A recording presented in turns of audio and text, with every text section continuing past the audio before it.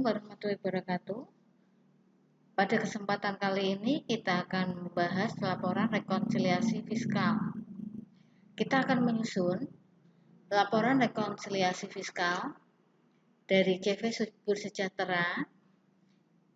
Informasinya sudah ada di modul. Sekarang kita lihat bentuk dari laporan rekonsiliasi fiskal. Di sini ada keterangan laporan keuangan komersial, koreksi fiskal positif, koreksi fiskal negatif, dan laporan keuangan fiskal. Laporan keuangan fiskal itu akan membawa laporan keuangan komersial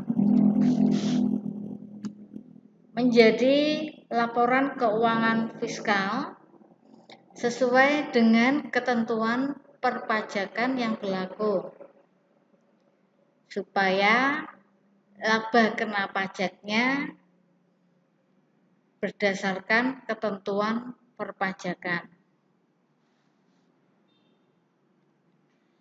Kita lihat di sini laporan keuangan komersial.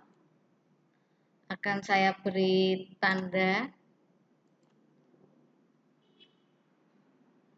Nah, yang sebelah sini laporan keuangan fiskal. Saya warna. Kita lihat di sini labanya sama. Karena apa?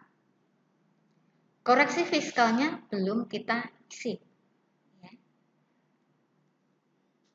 Informasi tambahan sudah saya sampaikan, berada di modul, bisa kalian lihat. Bu, bagaimana nanti dampaknya? Karena sesuai dengan perpajakan, maka labanya nanti akan mengalami peningkatan. Yang pertama, penjualan kepada karyawan sebesar 5 juta belum dicatat. Karena belum dicatat, kita tulis dulu. Kita lihat penjualan awalnya 240 juta menjadi 245 juta. Kenapa koreksi positif? Karena labanya mengalami peningkatan.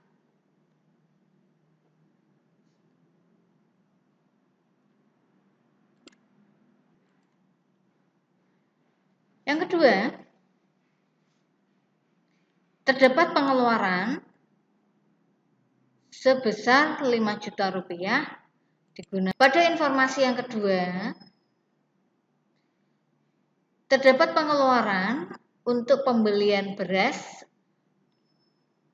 sebesar 5 juta rupiah dimasukkan ke dalam biaya gaji dan upah.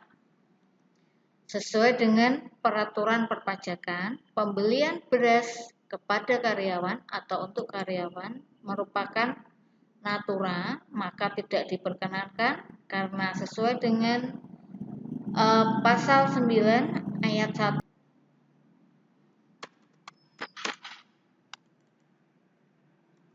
Saya ketik di sini.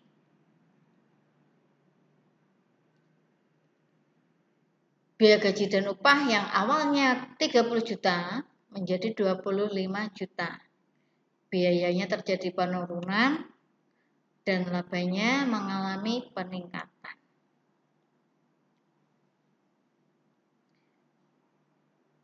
Yang ketiga, pengambilan bahan habis pakai untuk kepentingan pribadi pemilik sebesar Rp300.000. Tidak diperkenankan.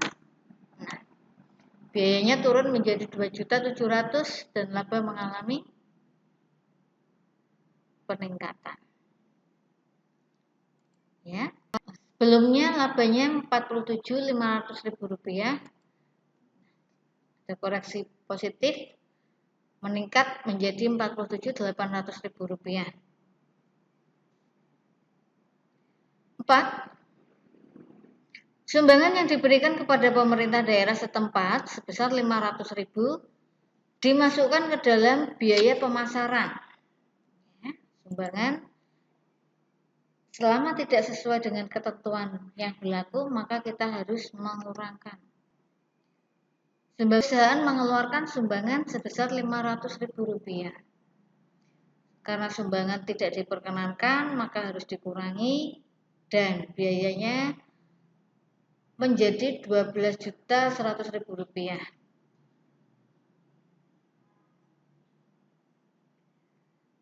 Yang kelima, setelah dihitung berdasarkan ketentuan fiskal, penyusutan menjadi 2 juta rupiah. Kita lihat, pada akhir periode di sini menjadi 2 juta. Nah, kita bandingkan. Awalnya 48.300.000 menjadi 47.800.000 rupiah. Berarti laba usaha di sini mengalami penurunan. Oleh karena itu, selisihnya tadi merupakan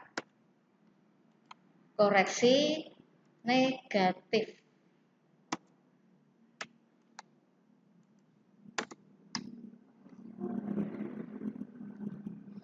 Kita lihat di sini ada pajak bumi dan bangunan diperkenankan, pajak kendaraan bermotor juga diperkenankan. Nah, PPh pasal 25.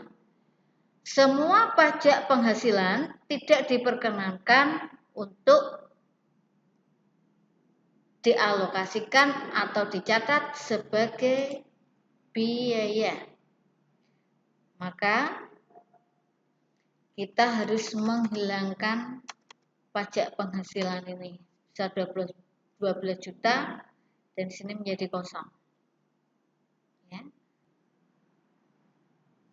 Informasi yang terakhir bahwa premi asuransi sebesar 1.400.000 ini yang 200-nya merupakan premi asuransi kesehatan pribadi pemiliknya.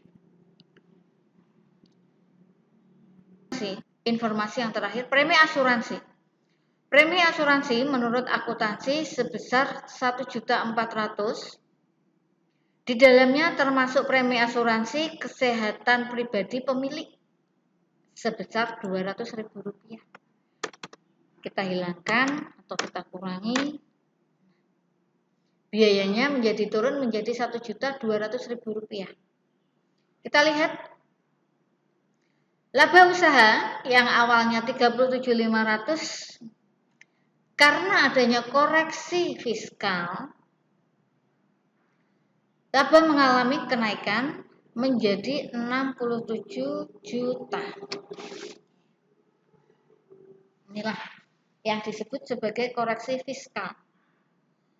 Laba akan mengalami peningkatan sesuai dengan perpajakan. Mudah bukan? Sekian, wassalamualaikum warahmatullahi wabarakatuh.